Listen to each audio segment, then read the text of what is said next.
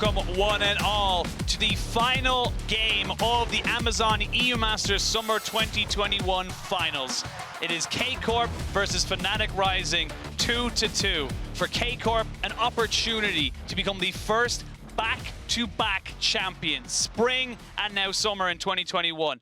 They have faltered. They have no more lives, and they have to hit their mark. For Fnatic, never having won a European Masters before, NOC as a region never won European Masters before, and you'd speak about history, but history would be making the first ever reverse sweep in the European Masters. This is where it's all decided. First 5-game series, first potential reverse sweep, the first championship for Fnatic Rising, or the first back-to-back championship of EU Masters history. This is the final game.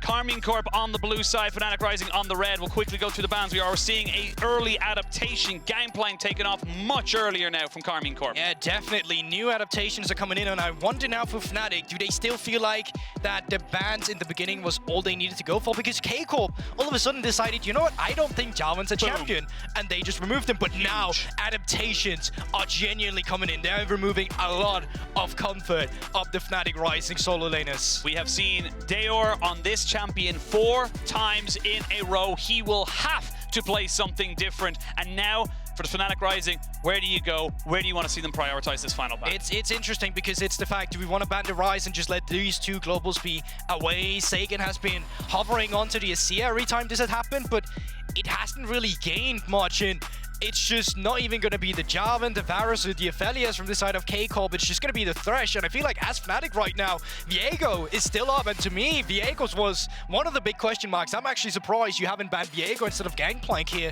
from the side of K-Corp. So Fnatic, wouldn't surprise me to see Aphelios, Viego come through with it, because we've already seen Rhuckz doesn't care about playing Thresh or not. That's the big thing. Rhuckz has shown that his champion pool is deep enough to protect his AD carry while also being that big, heavy engage tool for his team. Aphelios locked in. MAXI for the 5th time this series will get his hands on the Viego, and I just gotta say, similar to what Dagda said on guest, this champion has been so good for him. Definitely, and you know what, MAXI's from the European Masters all the way back in 2018 when he lost to Nemesis and Selfmade, all these laners we see in the LEC. He went to FlyQuest Academy in North America, completely, well, botched it, I gotta say, right? Yeah, came back, and now he's back to prime performance, and I gotta say, him in this series has been absolutely insane. But K-Corp, they're going back to some of the roofs. xMatty now on the Varus, and finally, the Jarvan taken back here. I think that's a pivotal piece on K-Corp against Fnatic. And we were just talking about it a little bit during the break. Cinkrof has looked off. When he's not on the Jarvan, the Lee Sin didn't work. The Gragas, abysmal.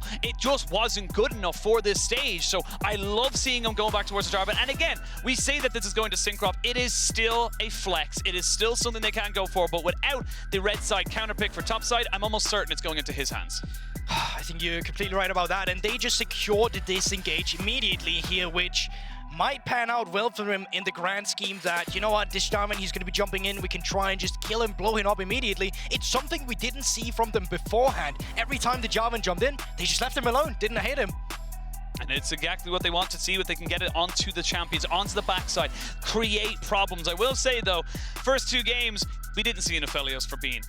Last 3 games, we are going to see an Aphelios for Bean. If he's got red and white and he wants to fight, being a Jarvan in that close proximity isn't going to be the best in the world, but we are seeing the Kennen, the Renekton, big top lane picks now being taken off the board. I would not be surprised to see Karmine Corp ban away the Jace as their final ban. Yeah, most definitely. I wonder what they're actually looking for here, because there is still mid laners up and available that you can try and remove. Do you feel like this here was something that you needed to remove? No, it's actually going to be Fnatic Rising with the Jace, which has been something that K-Corp up until this point has been banning away from them. Banned. It has not been allowed out. It has not been allowed to see the light of day. And now, K-Corp, you've got one last final ban to try and limit something here.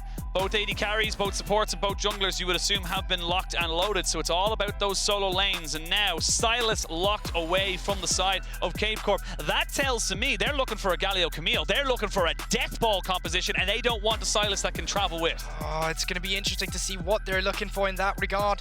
You are leaving up counter pick, at least from that part to the top side. And now, as Fnatic, what do you value the most? Just blind picking your top laner, let Pride be that weak side, or go for the mid lane, and it is going to be that Gnar to come through. So now, the Camille Galio that you can definitely go for that and try to play up towards the top side. Absolutely, you can play towards that top side, or even the bot lane. We'll see what Karmine Corp want to go with now. Both these teams taking the absolute max amount of time, because this is it. This is the final game. Your Nexus explodes, you lose. Their Nexus explodes, you win. That's how easy it is right now. And we see now the hover of the Lee Sin. It is going to be locked in, and that is still a flex. You can push that into the jungle or into the top side, and it will interchange with the Jarvan. Definitely, but I wonder now what they were looking for in that mid lane, because with the silence ban to come through, I guess it's just SAKEN back onto the Azir. Yeah. Oh, we've seen Dajor in positions like this go, fine, I'll pick Aurelia, but they're full AD right now, so I don't even think if that's something we're looking for. You are really lacking in the AP department on Fnatic's rising side, and I couldn't tell you what he's going to end up picking. No, right now. What?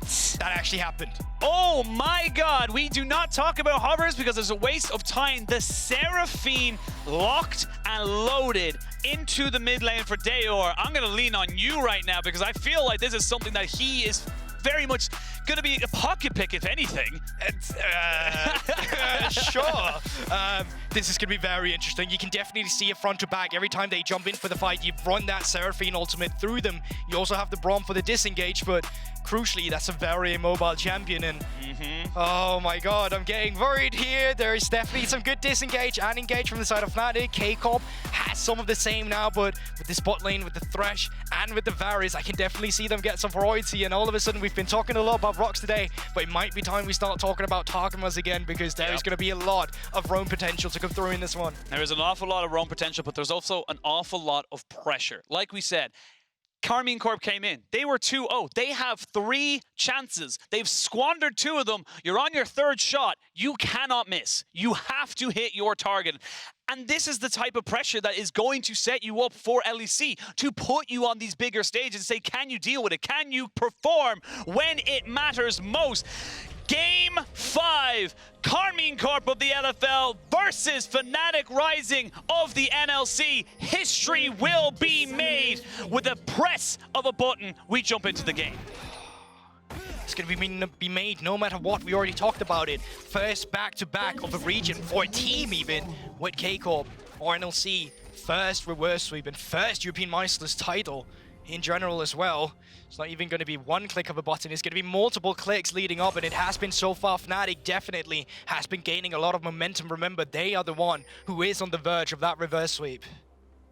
Let's bring ourselves into the game. We know the stakes. We know what's on the line right now. How do you see this going on? I will be totally honest with you. I do not know the Azir versus Seraphine matchup that well. I don't think a lot of people do. But the one thing I do know is that you have a lot of sustain in the team fights. And like you mentioned, that Encore, that big AoE team ultimate, is going to be something that Karmine Corp have to fear. Definitely, it's going to be the range to play around with. But MAXI, for the first time in today's series, will be starting down in the bottom lane and up towards the top side of the map. Cinkrof is starting. They're still feeling good about themselves, just spamming some emo as well, getting ready for this last game, at least the beginning of it. But it's going to be interesting to see how they can actually play around this. I wonder if Fnatic Rising have made the call that they think they can actually punish this Lee Sin up towards the top side. It's going to be curious to see once MAXI starts pathing up the top side. Important to note as well, you can see the exhaust here for Rhuckz. Normally went with the Ignite because he was on more engage heavy champions. This time around, going for that exhaust, recognizing all I have to do is keep being alive. Stop everyone from getting on top of him and make sure that he is as happy and healthy as he possibly can. And honestly, it has worked for them so far. Bean has played a fantastic back half of this series. The last 2 games from him have been so good, and this Aphelios is really working for them. I mean, even as an individual, been getting solo. Okay, he got solo killed that first time by MAXI, but afterwards again, he definitely found some back in his own control. I think an excellent AD carry here to come through from Bean, and same obviously can be said about MAXI, but you really gotta comment on the ability that Bean has been able to display. Now, going into how the lanes are currently going, you can see obviously with the double range here with the Thresh with Varus, you are getting that priority. They are stacking up a wave here. Cinkrof is pathing down towards the bottom lane as well, and in the mid lane, I think SAKEN, he has secured at least a little bit of priority, but as it's going right now, I don't think any dive threat should be coming out anywhere on the map, and especially not bad down towards the bottom side, because Rhuckz, he does have that exhaust, and obviously he is a Braum waiting to protect his AD carry. That's the big thing. You dive a Braum, you better have the entire arsenal to go in on that, because it will become very difficult very quickly. We will see good poke coming out here from the side of Karmine Corp as they do crash this wave. Gonna have the minion dematerializer here from Rhuckz to keep Bean getting that cannon minion, and he should be able to soak up the majority of this wave. He will lose 1 or 2 minions to the tower, but overall, you're not going to be too unhappy. But I will say, xMatty and Targamas, using the full advantage of this, have themselves a double CS lead. Yeah, they definitely have, and also that you get to chip down some turret damage every now and then, and we've seen so many times how well this can go when you have that Thresh to back you up, that safety net of actually just walking up, having that extra shield from the Lantern and the getaway ability. Now, Scuttles are going to be started up by both junglers who's just pretty much mimicked each other, and I don't really think that any one of them are going to have any ganking opportunities. Obviously, a push is coming through up towards the top side of the map, but I don't think you can dive the Lee Sin. I think they're just going to be resetting. And good poke down the Rhuckz. Will actually force the heal out of Bean as he tries to trade back the health bar, but they were very aware there could have been a Jarvan, and without them knowing there was a Jarvan. That's the thing, but crucially, heal is burnt, so you do get that summoner spell advantage, so nice job there by the Corp bot lane. Teleports are burned in the mid lane as well. SAKEN haven't burned anything yet, and that is the power of this early game as CN. He's actually opted in for the lethal temple beforehand. We did see him with the Comet to get some of that extra poke damage, so more volatile in these team fights when he gets down. And the big thing we highlighted, of course, we saw from pretty much the entire series has been MAXI on this Viego. He has been so damn good at just creating chaos, forcing these weird odd number skirmishes, which is where the Viego thrives. And right now, he is still being given that time to get up to his first item, to get to that powerful moment for the Viego. And he is still going to be absolutely crucial if the side of Fnatic Rising want to complete what we all thought was the impossible. Yeah, definitely agree. But now, while we are getting out on a second jungle clear, this is where things start to get a bit more volatile, because the bot lane right now from Fnatic has gone under more pressure. Targamas needs to be a little careful. No heal for him from xMatty. He actually opted for the cleanse, as he does have a lot of single target CC coming his way. So he is not going to be able to help his bot laner, but in the end it is still Karmine Corp keeping the pressure up, pushing in these waves and constantly making a nuisance of themselves. We will see the blast gun going over flash forward into the concussive blows. They're trying to knock him down and they will get him. Now xMatty is caught and they've got themselves the effigy to try and turn this one back. He dies. Great TP in here from Pride, and that's a double kill for MAXI. Again and again, he is making big plays for Fnatic Rising. Cinkrof flashes away. Fnatic Rising, first step forward. Okay, so 2 kills going over to Fnatic here. Barely a 300 gold lead out of it, but they are getting the Drake Afterwatch, which is pivotal of this Drake stacking. It can become such a crucial pressure point later on to the game when you need to force the enemy to walk into you. But I like what we're seeing here. Fnatic, MAXI, he was actually pathing up towards the top side, realizing that K-Corp's bot lane, they are pushing forward, and Rhuckz instantly just flashes forward. That could have gone so wrong, but he is so determined to make it work that he's just going for it. Afterwards, MAXI with a great death sentence on towards MAXI, and it's just get away from here. I thought that Dajor might be flashing forward to try and keep the procs going on the side of the Braum passive, but Cinkrof still being forced to flash away out there. Good thing Dajor kept it. But bot lane, they're still under pressure here. They're still on the pressure. They're going to roam down SAKEN, who was not a part of that last fight. But this time around, Fnatic Rising just going to try and give up a little bit of wave pressure, lose a couple of minions. They are down about 20 CS, so not the perfect start we saw from Bean in the last 2 games. He has still got himself 2 assists, so they will help, but good pressure, good constant movement here from Karmine Corp. They're saying, screw top side, we know where the side of Fnatic Rising want to hope for, and that's in bot side. 100%, and every time MAXI's not spotted on a ward, you need to be careful. Now, once again, he's back, King MAXI. 2 kills on the Viego, and sometimes, you know, I'm left wondering, why was this champion not banned when he's been performing so well on it so far? It's a question that K-Corp might be asking themselves later as well, depending on how things go. Here we go. We're going to see Dajor flashing away from this, but there's a charm down onto SAKEN. There is a Gnar here. Oh! He'll get the double root. SAKEN, you've gone too far, and Pride is in the right place at the right time. Big punish. How brilliant is that of Pride to be there at that time? And then Dajor completely outplays his get the slow, gets the encore or double up or whatever the passive is on Seraphine to get the root down on SAKEN afterwards. Great movement here, and we're seeing the power of this Seraphine, the fact that you can keep yourself alive with heals and shields. You have so much utility, and in this early game you have so much damage. Will keep myself a little bit on the ropes though, as Cinkrof is here. He goes in. There is no flash available here for Bean. They're trying to go in on top of this. He's going to pop himself. The concussive blows. There's the Valée coming out. They eventually pick up the 2 kills. Cinkrof got very low. Good response here from Karmine. Yeah, very needed there, and you can see how hard it is for Fnatic to keep their bot lane alive, but Corp, they keep the pressure once again, and it seems like they finally found some footing for themselves. They've found a priority lane to play for, and they're finding it in xMatty and Targamas and Cinkrof, knowing that they don't have flash. Black and Drax over, it's just that simple. It got really close because Bean got to stack up a few Cinkrops, but after that, he stays alive. I will say, what made that a little bit closer is we did see a fantastic little movement there from Bean. He threw out the turret from the crescendo to say, look, you can't throw out a hook immediately in front of me, which meant it got eaten up, nothing they can do about that, and it delayed it a little bit longer, made it a little bit of a closer encounter, if you will. But regardless of all this happening, regardless of it being a 3-3, it is still Karmine Corp with the advantage. They've got themselves about a 600 gold lead, and that is basically coming from the CS leads they found in bot and in top. And you know what? I think they're just going to keep looking on towards them, down towards this bot side. Every time you can push in the Seraphine, and once these teleports are not up, that's free playtime for Corp right now. That means that they can do what they want towards this bottom side of the map, at least if MAXI is not there. The problem and why it goes down to this is because both junglers, they started at opposite sides. So often when you see Cinkrof down towards the bottom side, MAXI will be up towards the top side. And it's this mismatch that's actually benefiting Corp in these instances. Corp finding a little bit of life about themselves. We were a bit worried coming after those Game 3 and Game 4. They looked deflated. They looked, for lack of a better term, tilted. They looked like they weren't coordinated, like the team-fighting team we know them to be. This feels better. This feels more natural. And this feels like it's going to be a lot harder for Fnatic Rising to try and get that reverse sweep. Definitely. We can see how much Corp is looking. SAKEN pushed in mid, hovered down towards the river. Cinkrof also hanging off towards the river. It's a stack wave being pushed in by the side of Corp's bot lane. And you can see MAXI, he's not necessarily doing okay now, he's clearing the ground, but outside of that, he has to hover around this bot side because they are so vulnerable to a gank from Cinkrof.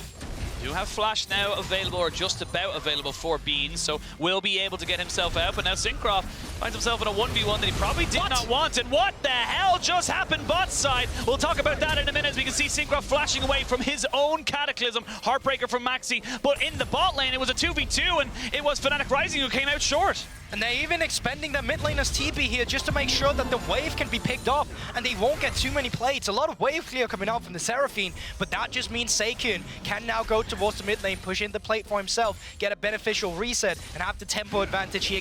Corp, they are not letting up on this bot lane, and I'm not really sure what happened to Bean. Let's have a look at it again. Here we go. It might just been Targamas getting himself a hook or a flay. We'll see exactly what goes on here, and finds himself, there it is, the chain of corruption. As soon as Rhuckz moved away, you are not protected, you are going to die, and that's exactly what happened. To some extent, very disrespectful by the side of Bean there, but MAXI just going forward with it immediately, and I don't know what's happened down in this bot lane, but Bean, he's low again, and he's not having a good time. He is not, but the important thing here for Fnatic Rising is they will pick up their second Drake, they will be able to continue that stack, and then give themselves the options of do they want to fight for third or not. They have time on their hands.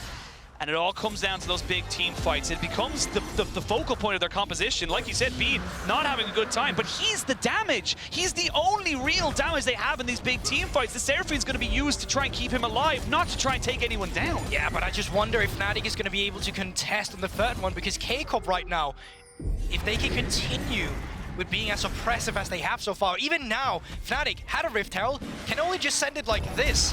And I think MAXI was the only one who got gold of that as well, so Bean hadn't even been in range of that to get anything of it. So it's just every time that Corp commits a play, it's just so much more valuable than the play that Fnatic Rising is committing. Yeah, and it's 1,000 gold lead now for Karmine Corp. They've got themselves up into the advantage. They are using themselves as power now in the gold versus power later from the dragons, and that's the trade-off you are taking right now. But Cinkrof seeing if he can be a little bit more dangerous, and like we said in Game 1 and Game 2, this Jarvan was pivotal. This Jarvan was enough to create such a disruption around the map for the side of Fnatic Rising that they need to respect it. Dajor has got heal, so should be able to keep himself alive for a fairly long time. Will just use his double up there to get the two spells out and push out this wave. Shouldn't be that big of a deal for him. And now Cinkrof, he's still hovering around. Yeah, he's definitely done here. Not done here. They're probably going to try and go for Dale here, though. Dajor, you're so slow. They're going to see him now. Cataclysm comes down, but there's the double charm. It keeps him alive. The Encore is good enough for the moment. There's the heal we just talked about. TP coming in. Targamas with the Dark Passage, though. Cinkrof will have the Flag and Drag in about 3 seconds, and that's just Karmine Corp just capitalizing on a very poor rotation. Mid lane pressure, bot lane pressure, Cinkrof that just hangs around wherever he please. This is the domination by Corp that we have been so used to seeing in Cinkrof. He finally reconnected to the server because he's finally committing to these plays.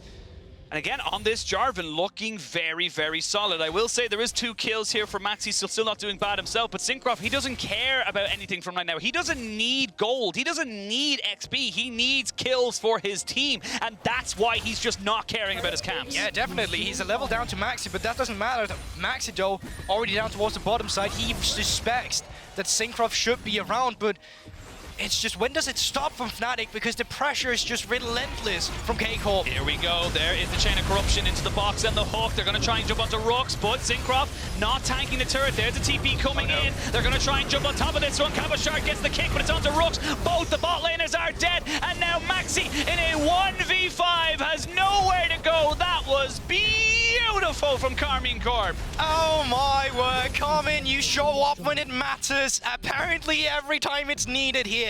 Beautiful setup on a dive here, even baiting in MAXI. Fnatic, they thought they were in a position where MAXI, who's just going to play that safeguard duty where they were going to bait in the gank. They even had this stopwatch on Rhuckz, which made them think that they could go forward in this situation, but they don't have the TP advantage.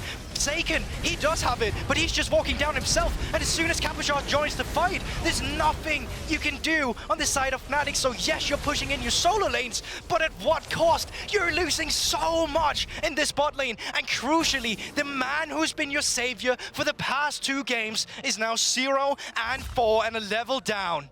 0-4, 50 CS in the dirt.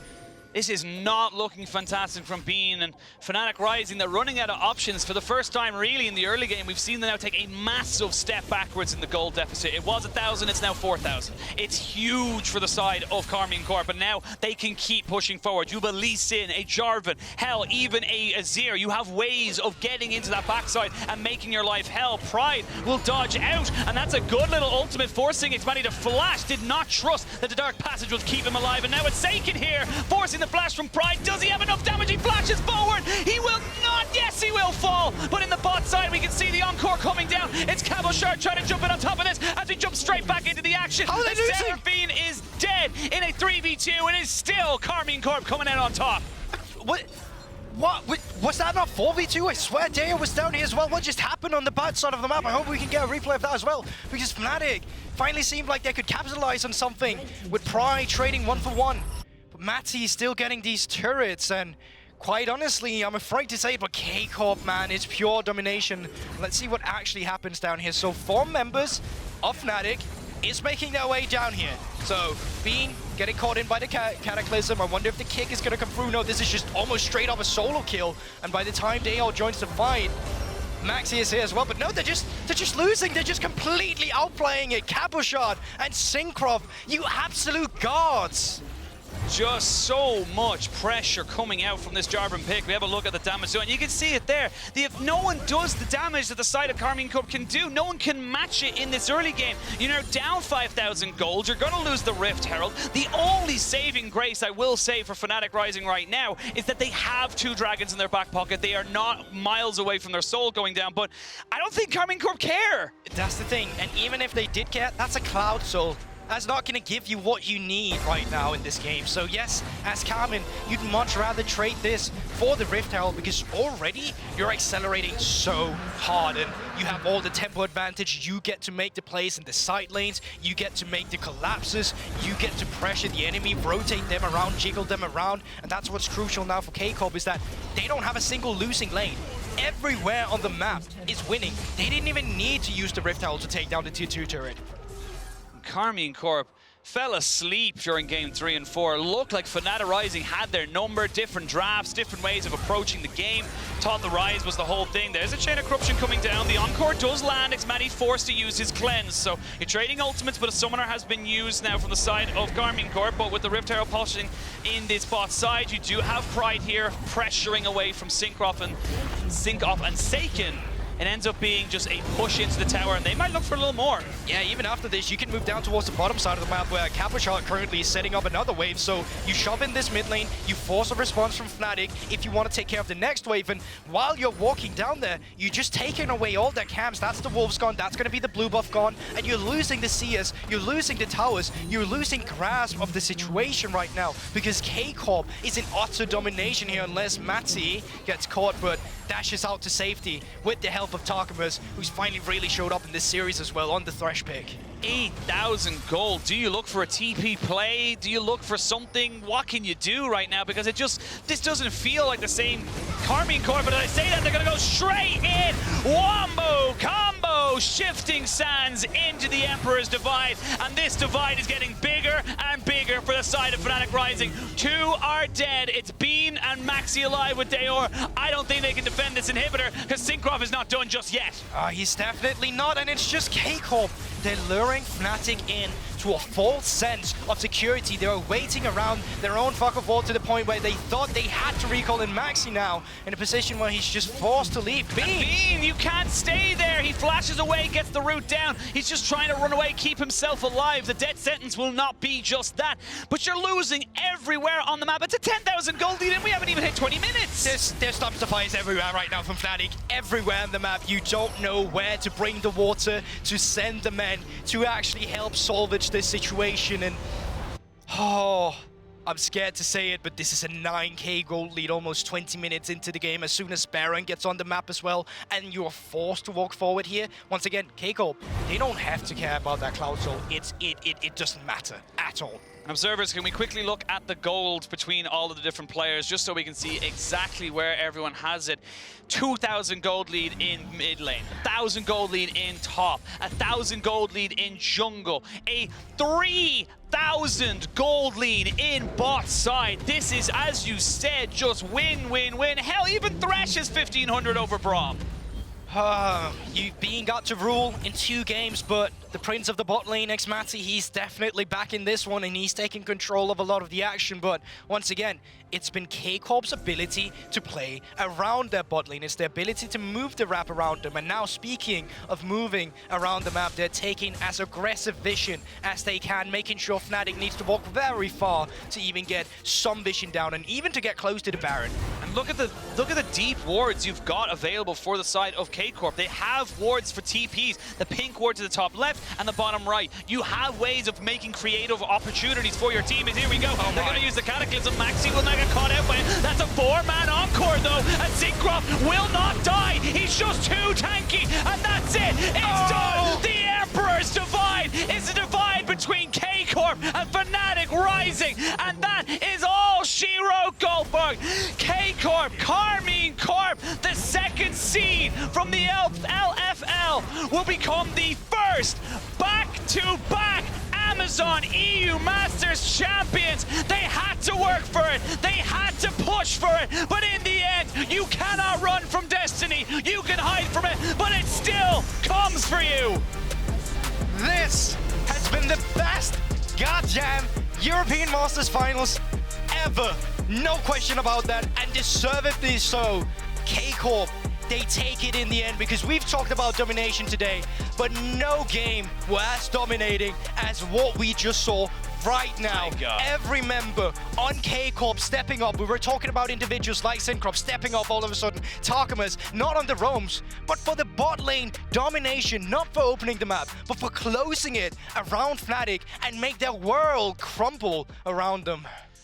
What a series. Fnatic Rising brought us to Game 5, but Karmine Corp closed the series and secured themselves the first ever back-to-back Amazon EU Masters title. That's it for myself and Guldborg, but after the break, we will have an interview with Cinkrof, so stay tuned. What a series. What a series. What unreal. Unbelievable. I can't believe it.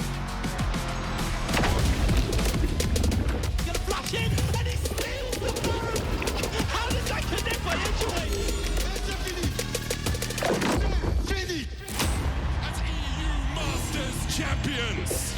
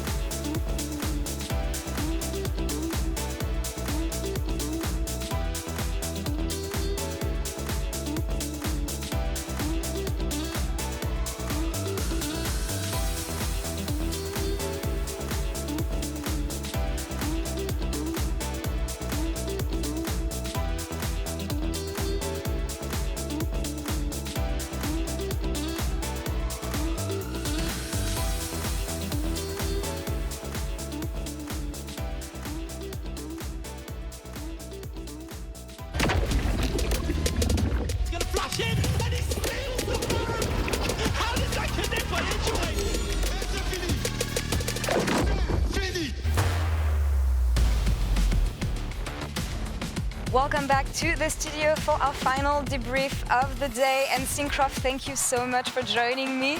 Congrats on winning back-to-back EU Masters. How do you feel right now? Oh my God, I'm feeling so relieved, you know.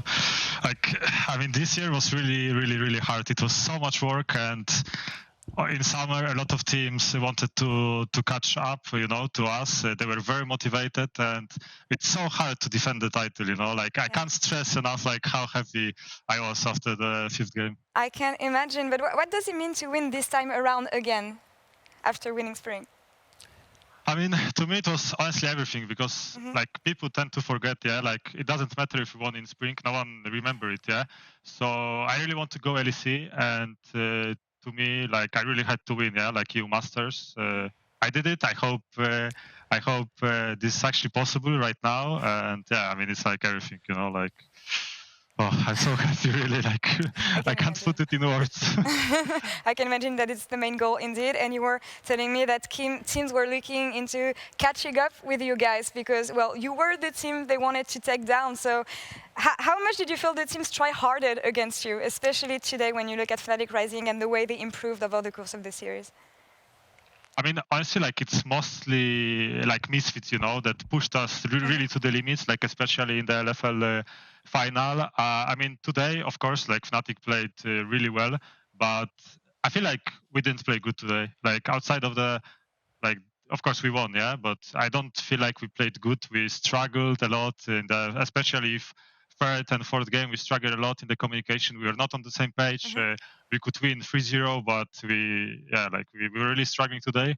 So it was mostly because we just didn't perform that good, you know. I think we can play much better. I think it was because we didn't scream last days. It's so hard to find screams always when there is final, you know, because no one is screaming on our patch. So we didn't scream for last 4 days, and I think that was also the issue, that we were not in our zone, you know. So yeah, but shout out to Fnatic, honestly. I didn't expect them to go to the final. I thought it will be us versus Misfits, and I was very surprised with Fnatic performance, especially Dajor, you know, the monkey coach, the Polish prodigy Dajor. The gorilla coach, yeah, indeed. And I'm glad that you mentioned Fnatic Rising and their efforts, because they have been stellar. And so a player we've been talking about a lot is MAXI in the jungle, especially his Viego.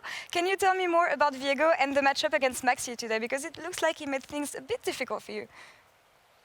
Yeah, I mean, like honestly, Jarvan was not even that good into Viego. Like the champions who wants to go in, they are not very good in Viego because he can just get one reset easily. So honestly, like I would prefer to be in MAXI position, you know, just to like get one reset, like and do something. He played really good in the fights, but like I said, I think it was mostly our mistakes. Like in the 3rd game, we should just engage on them. We were trying to catch GP on Drake, and then we just collapsed. And yeah, I mean, I don't know what to say. Like we didn't play good today, but I'm really happy, you know. Like I'm really happy because it was so hard to keep the mental, you know. Like this year was really hard.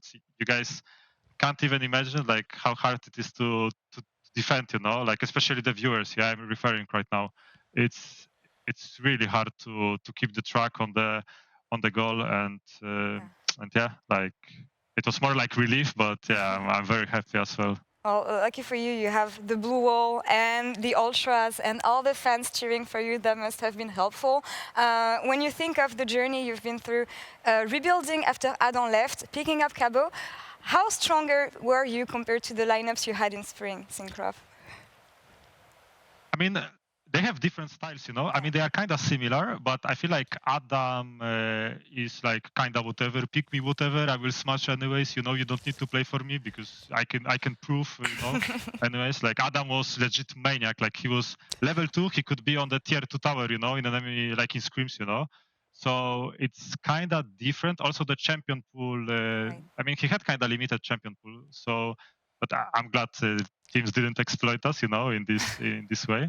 But yeah, I mean, both the players are really insane. I think Cabo is fucking great. Like the stuff he does with Lee Sin, he's so fucking clutch, you know, in fights. But like I said, it's really different. Like the adaptation, yeah, like you said, because I just felt like last split it was farm meta, so we were all good mechanically. We were just farming. I was making sure that people don't die. We are on the same page, and then we were just fighting. Yeah, this meta it's a bit different. Personally, I think I struggled a lot to adapt in the beginning, especially in the LFL splits, to be back to this ganking style, you know. So yeah, I mean, Cabo was really helpful with it actually. I think I was really lost in the beginning in the scrims, and he helped me a lot with the knowledge. How should I play around the top? When should I gank? You know. So yeah, I'm really glad to play along Cabo. Very humble, as always, Cinkrof, and I hope you're happy of the improvements you made with the team that will maybe take you to the LEC next year. You still have one more game, though, rematch against Misfits Premier in a couple weeks. You think you're going to win this one? I don't care about this Masters. Like, I don't care. I'll just pick Zed, Kiana. I don't care. Like, I know Kote, you know, like one of the owner, you know, he says no Cinkrof. We still need to play Monaco, and I'm like, Kote, win you Masters. It's really whatever, you know. So yeah, I mean, Monaco, honestly, of course it's still important to win, but to me, it was just about proving that we are the best team outside of LECS 2 times. So it was all about this. Right now, honestly, like I'll just take a break 1 week, maybe 2. I think we play in 2 weeks, yeah? So I will take 1 week break from League. I will just play Kiana, Zed, and I will just go full fun, full for fun, you know, in Monaco. Nice. And yeah, just enjoy, you know, like with the team. Going out maybe later. Well, I hope you'll have a good break, Cinkrof. You deserved it. You've been stellar today, and the very first team to win back-to-back EU Masters titles. So congratulations again on that. Thank you for joining us on this side of the broadcast. Maybe the OTP guys will see you now. And yeah, thanks again, and have a good one, Cinkrof. Take care. Thank you so much, guys. Thank you for all support, Laure. Thank you so much. Bye. Bye. And we're going to take a quick break now, but don't you go anywhere. We still have this series to review with my panel here. So yeah, we'll see you guys in 3 minutes. As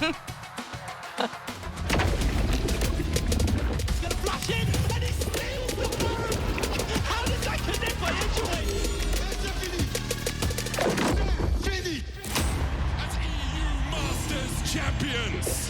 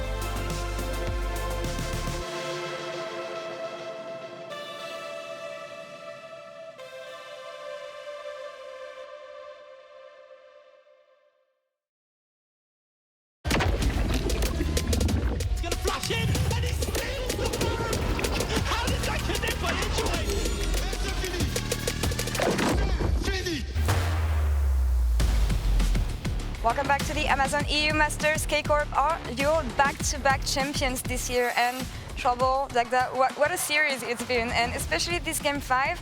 I appreciate the fact that Corp took the risk of leaving Viego open, but can we talk about the Seraphine last pick? What a risk also from Fnatic Rising. I got flashbacks because that was the champion that Dajor made his debut with in the NLC.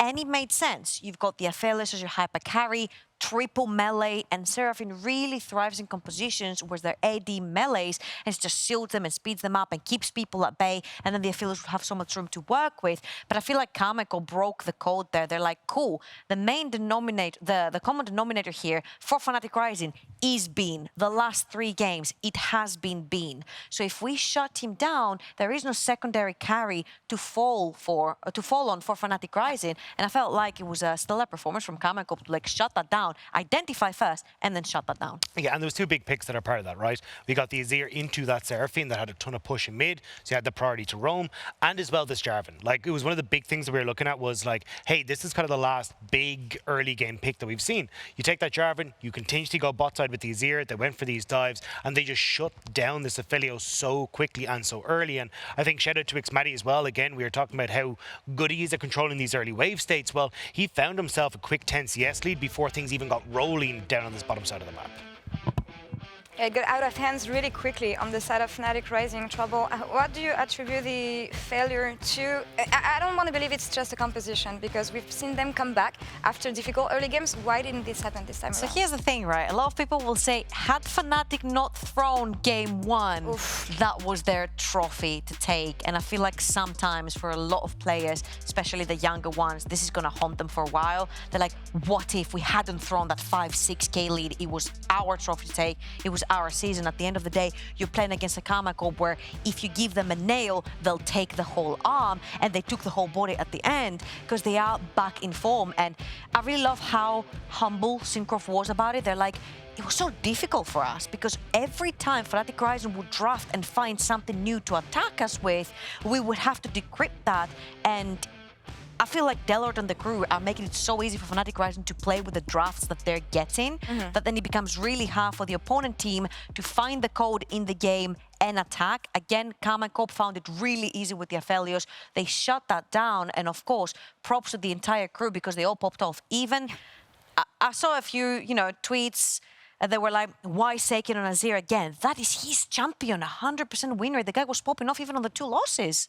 Yeah, and it's also interesting to see, this for me felt like a Karmine Corp from spring game, right? Played down towards xMatty in that bottom side of the map. Let's get our AD carry rolling. Let xMatty be the big carry. And that was very much the style that we saw. And traditionally what we've seen throughout EU Masters has been, hey, let's get the support out. Instead it was get everyone to the bottom side of the map. And it was interesting to see that adaptation throughout, because once that Aphelios did come through, they identified correctly, this is the win condition. We shut this down. An excellent job from Karmine Corp, especially game 5, to then suddenly turn your entire reasoning, thought process, your comfortability in the split on its head to play now towards the bottom side is a big risk, but they executed perfectly. Yeah, and finding this momentum again. I mean, I didn't believe it at the beginning of game 5. Honestly, I doubted that they could do it again, but they did. First team ever to get a back-to-back victory at the EU Masters.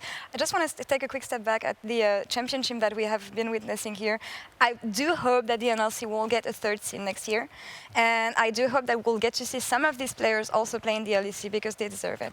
I think at some point the NLC needs to get the recognition it deserves.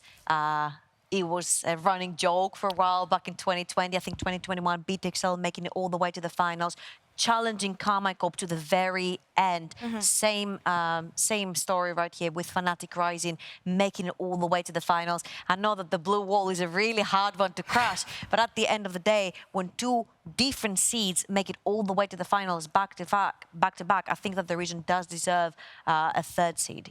Yeah, and I also think phenomenal performances from several of the players, right? When you look across the board, I mean, we had standout performances. Dajor coming in half a split under his belt, and he's now in the finals of EU Masters. Masters looking absolutely insane. Cabochard has been smurfing top lane this entire tournament long. Cinkrof and Targamas have looked absolutely insane as well. And xMatty has been, for 2 splits in a row now, the best AD carry that's been EU Masters. Like, there's so much talent that is here that it's kind of nuts to think, well, like, what does happen when we get to LEC? Because there's a lot of guys that are looking at this going, hang on a second, how are these so good? Yeah, but I want some more details here. Who do you want to see in the LEC next year? Because there's, of course, so many places you can take, but I want to see Dajor continue the legacy of EU mids in the LEC. I want to see Targamas get his second chance. I mean, there's so many players who deserve it today. Again, I feel like that second chance thing needs to leave a lot of organizations' heads. Yeah. I don't think that a player making it to the LEC or back then into the EU LCS, it means nothing. You're too young, sometimes you're too reckless, sometimes you make mistakes, but you grow through them. And there's a bunch of pros that have been there and have tried to climb their way through the ERLs that I believe do deserve a second chance. I don't think that your reflexes drop when the years, go past. I feel like you get much more experience, and I think it shows with Cabochard, with Woolite, with Jackdraw, with Targamas. We have so many players that have been there that are still trying and fighting through the ERLs, and they're absolutely shining. Yeah, and I agree. I think Targamas, big standout performer for me. I agree with you, Laure. I agree with you, Trouble. Like, this guy's been insane. I think his early pressure has been nuts. I think his understanding of where he needs to be is insane. And then even when we get towards team fights, he's been a massive carry. Rhuckz as well on these engaged supports has been nuts. His rel, phenomenal. Like, that is absolutely insane. Like, top tier play. And I think when you are looking at a lot of these guys specifically in supports, we've seen standout performers from junglers, mid laners, Cabochard in the top lane. Like, there's so much here to unpack. It feels like, I mean, there's limited spots, but there are like 6 or 7 people that I'm looking at going, well, you kind of want to give them a chance, right? Yeah, well, we'll see what the off-season can bring. I mean, every year we come and we're like, this can't get any crazier. We know how things are going to end, but yeah, we'll see in November how it turns out. But that's all for now on this side of the studio, guys. I want to say it's been a pleasure, an absolute honor sharing the desk with you for the past 3 days.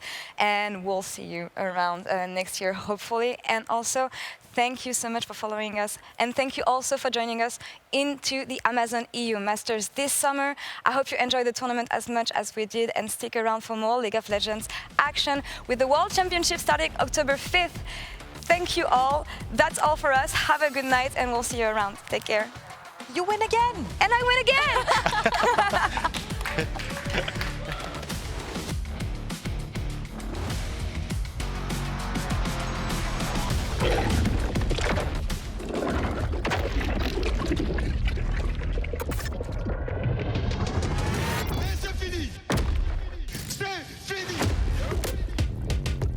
He's gonna flash in, and